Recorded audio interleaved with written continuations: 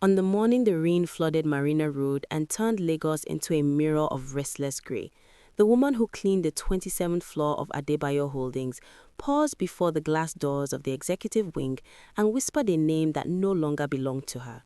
Kunle. The word disappeared into the hum of air conditioners and distant keyboard clicks, swallowed the way Lagos swallowed secrets every day. Her name was Morayo Adekunle, though no one in the building called her that anymore. To most, she was simply Madam Cleaner, the quiet woman with the soft eyes, the bent shoulders, and the yellow mop bucket that rolled behind her like a tired child. Her staff ID read M. Ade, a coincidence that amused some and confused others. No one asked questions. In Lagos, curiosity was a luxury. She adjusted her headscarf, tightened the knot at the back, and pushed her broom forward. The floors shone because she made them shine, yet each polished tile reflected ghosts. Once, long ago, she had walked these corridors in heels that clicked with certainty. Once, she had argued business projections in this very wing, her voice steady, her handwriting bold across whiteboards. Once, the building had known her as co-founder. But that was before death learned her husband's name. Adebayo Holdings rose from the heart of Lagos like a glass proverb, tall, reflective, untouchable. From the outside, it promised innovation and wealth. From the inside, it smelled of ambition, burnt coffee, and quiet wars. It employed over 2,000 people, had subsidiaries in fintech, logistics, and real estate, and was frequently praised on social media as a symbol of Nigerian excellence. The company had started small, the way all meaningful things did. Morayo remembered the early days with painful clarity. She and her husband, Kunle Adebayo, had a one-bedroom apartment in Surulere where the ceiling fan rattled like an old man clearing his throat. They worked from a dining table that doubled as an altar to dreams. Kunle was the visionary, fast-talking, persuasive, charming. Morayo was the anchor, methodical, disciplined, precise. When Kunle dreamed, Morayo calculated. They met Femi Alade in those early days, a smooth-talking MBA graduate with connections that opened doors Lagos liked to keep shut. Femi brought polish, Kunle brought fire, Morayo brought structure. Together, they built something that made bankers listen and investors lean forward. In Yoruba homes, elders say a rope breaks where it is thin. Morayo never imagined that the thinnest place would be trust. Kunle's death arrived without poetry. A car accident on the Lagos-Ibadan Expressway. Rain, a trailer with faulty brakes. The phone call that split Morayo's life into before and after. In the hospital corridor, fluorescent lights buzzed while doctors spoke in gentle tones that meant nothing could be fixed. Grief turned Morayo inward. She dressed Kunle's body with her own hands. She buried him beside his father. She sat through condolences like someone watching rain from behind thick glass.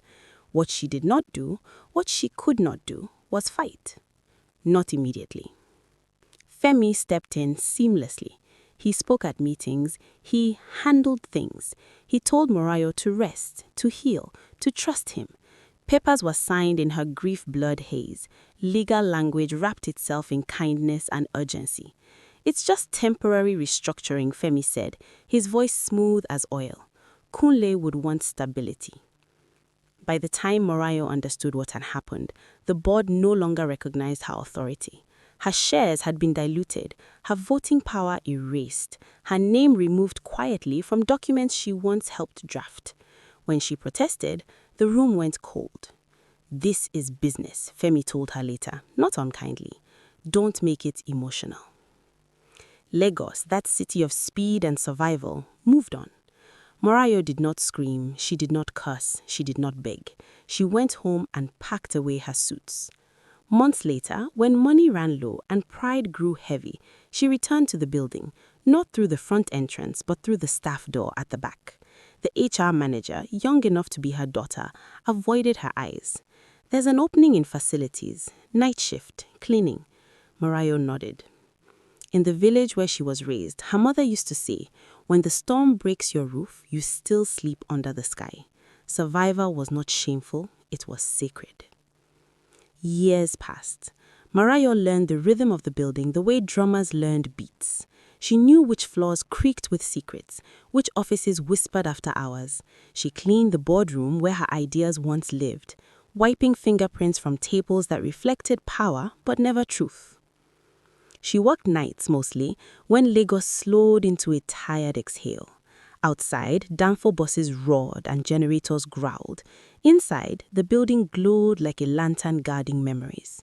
She saw Femi often. He moved with confidence, expensive suits clinging to success. He rarely noticed her, except once, when their eyes met by accident. Something flickered across his face. Guilt, perhaps, or fear. Morayo lowered her gaze and continued sweeping. Her silence became her armor. One night, while emptying trash outside the executive offices, Morayo overheard a heated conversation through a half-closed door. Voices sharp with tension, names spoken carelessly, numbers that did not align. She did not stop, she did not listen deliberately, but sound, like truth, has a way of following those who do not chase it.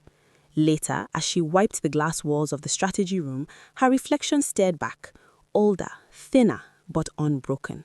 The broom in her hand felt heavier that night, as though carrying more than dust. Morayo did not know it yet, but fate had begun to stir. In African tales, justice does not run, it walks, slowly.